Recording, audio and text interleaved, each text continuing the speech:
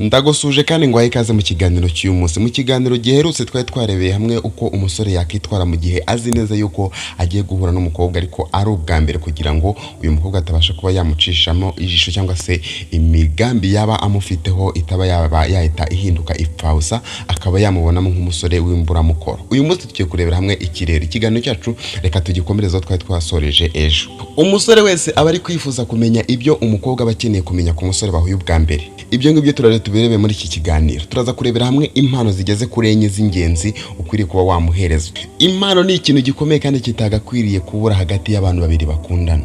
Benshi bajya bibaza ngo ni gute nakifata mu maso y'umukobwa duhuye ubwa mbere. Byose turabirebera hamwe muri iki kiganiro. Uhawe ikaze kandi icyanyuma ni ikintu gikomeye cyane nikigucika, kuko turasoreza ku kintu cyiza cyane cyagufasha mu buzima bwawe, urukundo rwawe rugakomeza rukagira imbaraga zidasanzwe, rukamera neza cyane. Reka mbere yuko kino kiganiro tukinjiramo neza tubanze twakire abantu bashyashya. Umuntu mushyashya ni umuntu utaramara gukanda subscribe. Niba utarakanda subscribe uyikande, kandi biko gufungura inzogera kugira ngo buri kiganiro cyose kitambutse ngo ubashe kukibona kandi ukibonere ku gihe. Nk'ibisanzwe ngewe ubategura bino biganiro nkanabibagezaho, nitwa Rukundo. Reka dutangire turebera hamwe uko wakifata mu maso y'umukobwa. Umukobwa muhuye ubwa mbere kandi uri kwifuza yuko mwaza gutandukana neza atagucishije mu ijisho. Ni gute wakitwara? Ni gute waba uhagaze ukumva uri umuntu w'umugabo, ndetse umuntu uhagaze neza rwose ku buryo impande zose bumva nta kibazo ufite? Ikintu cya mbere ukwiriye gukora, hagarara wemye, hanyuma umurebe mu maso ye, ariko nanone ntumwitegereze cyane nk'umuntu uri mu marushanwa. Ubikore gahoro witonze. Ntibivuze ngo ufate igihe kinini cyo kureba ku ruhande, ariko nanone ntabwo bivuze ngo ufate igihe cyo kumureba nk'umuntu uhanganye. Bikore mu rugero kandi witonze. Mu gihe muri mu kiganiro gerageza gusubiza ibibazo akubajije, ariko bisubize mu buryo bw'umuntu wicishije bugufiya, useka gake ndetse ugaragaza ibyishimo. Ariko ntabwo iyo tuvuze guseka tuba tuvuze ngo buri kimwe cyose avuze ugiseke. Wapi, nabyo bikore mu rugero. Mu gihe muri kumwe gerageza kugira aho ugarukira. Witangira kumva ko umufite uburenganzira bwose buhagije ko kumva watangira kumukorakora ahantu hose wumva ushaka. Wapi, ibi ngibi bishobora gutangira kumwereka yuko uri umusore w'umuhehesi cyangwa se uri umusore ugendera mu bintu by'irari. Abakobwa bose aho bava bakagera, akenshi cyane ubusanga benshi bakunda umusore uzi kwifata neza kandi atari umusore uhita wihutira mu bintu ibyo ari byo byose. Reka turebere hamwe impano zikwiriye cyangwa se impano ukwiriye kuba wamuhereza kuri uyu munsi, cyangwa se impano ukwiriye kuba wamuha ikaba ari impano ifite icyo ivuze mu buzima bwanyu cyangwa se mu rukundo rwanyu. Ntabwo ari ngombwa gushaka ibintu byinshi cyane cyangwa se ibintu birenze. Gerageza gushaka akantu gatoya katari hejuru cyane. Urugero, ushobora kuba wategura nka korogate. Tegura indabo ariko atari bya bindi byinshi cyane ubusanga none bifite akavuyo. Shaka indabo ntoya ziringane ziri mu rugero. Iyo mumaze imisi muganira, ubuzi ibintu akunda kandi mwagerageje kuganira ku bintu bigiye bitandukanye, ubuzi ibyo akunda ndetse n'ibyo uba wamuha, ugasanga ibyo bintu muhaye arabikunze cyangwa se ntabwo yarabifite. Ushobora kuba wategura neza, ukaba wamugura n'utwo tu ekuteri. Ushobora kuba wategura isaha yo kwambara, nayo ni nziza, ni ikintu cyiza cyane wahereza umukobwa akanyurwa, apana kugenda kwipanika kujya gushaka ibintu by'amadolari mu madolari kandi utaramenya ibiva niyo bijya. Umukobwa ushobora kumuhereza impano ubona ko kuri wowe ari impano iciriritse, ariko bitewe n'umutima uyimuhanye ikaba yaruta kuba wamuha ibintu biri mu mamiliyoni.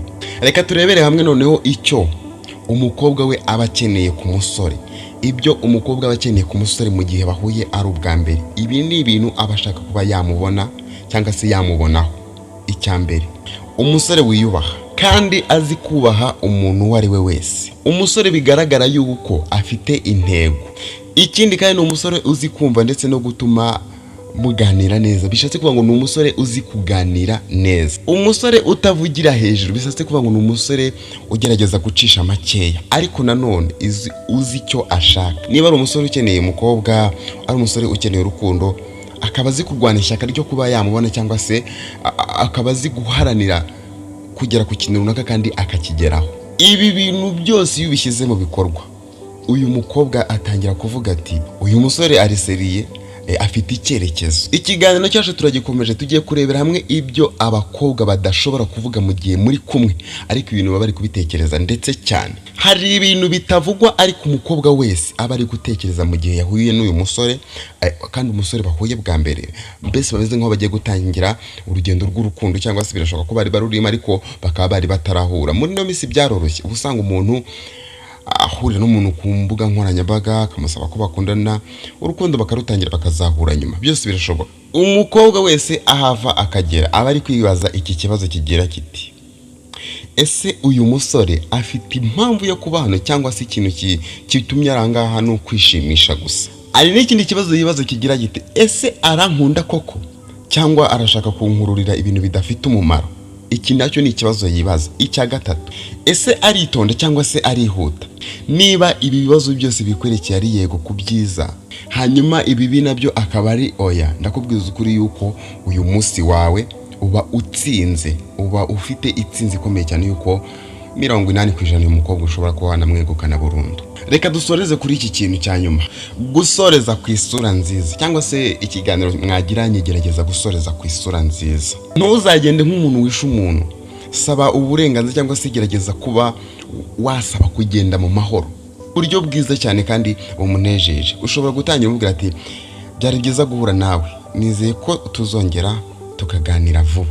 Ibi ni ibintu byiza umubwira, ikiganiro cyanyu kikarangira neza cyane, kandi akarusho kugenda atekereza ko uwo munsi yagize umunsi mwiza cyane. Ibyo ngibyo biranahagije rwose, ntukabe uwihutisha ibintu.